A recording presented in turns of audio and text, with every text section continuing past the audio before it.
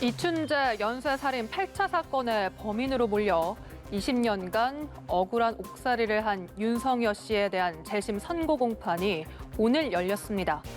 사건 발생 32년 만에 뒤늦게 진실이 밝혀진 겁니다. 오늘의 그래픽 뉴스 재심입니다.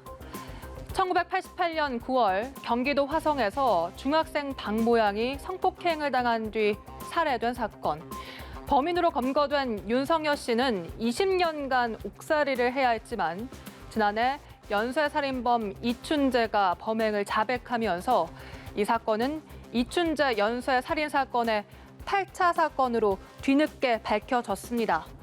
윤 씨는 법원에 재심을 청구했고 오늘 결심 공판에서 법원은 옥고 치른 윤성여 씨의 사법부 구성원으로서 사과한다며 윤성여 씨에게 무죄를 선고했습니다. 윤 씨처럼 억울한 옥살이를 한 뒤 뒤늦게 무고로 밝혀진 사건, 안타깝게도 여러 차례 있었습니다. 누명을 쓰고 유죄 판결을 받은 이들은 3심제에 따라 대법원에서 최종 판결을 받은 이후라도 재심을 청구해서 억울함을 구제할 수 있는데요. 영화 재심의 모티브가 되기도 했던 익산 약촌 오거리 살인 사건이 대표적입니다. 40대 택시기사가 흉기에 찔려 사망한 사건. 경찰은 당시 15살인 최모 씨를 범인으로 지목했고 정황 증거와 진술만으로 진행된 재판을 거쳐 최 씨에게 징역 10년을 선고했습니다. 최 씨는 출소 이후 재심을 청구했고 2016년 11월 무죄 확정 판결을 받았는데요. 최 씨가 복역 중이던 2003년 진범을 체포해 자백까지 받아냈지만 검찰이 물증이 없다면서 기소하지 않은 게 밝혀지면서 공분이 일기도 했습니다. 정치적인 이유로 억울하게 옥살이한 경우도 있습니다. 1948년 제주 4.3 사건 당시 20살 나이에 영문도 모른 채 경찰에 끌려가 남로당 가입을 자백하란 강요를 받은 뒤 내란죄 위반 혐의로 징역 1년을 선고받았던 김두황 할아버지. 지난 7일 재심 재판에서 무죄를 선고받았는데요.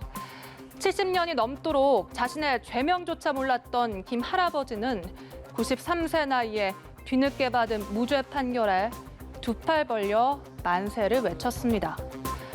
부실한 수사와 강압적인 자백 강요. 수사기관과 사법기관의 잘못된 판단은 누군가의 인생을 송두리째 바꿔버렸는데요. 지난 2015년부터 지난해까지 형사 1심이 재심 청구를 기각한 비율은 64.5%. 재심 청구자 셋 중 1명 정도만 재심의 기회를 얻을 만큼 재심 절차는 매우 까다롭고 가능하더라도 꽤 오랜 시간이 걸립니다.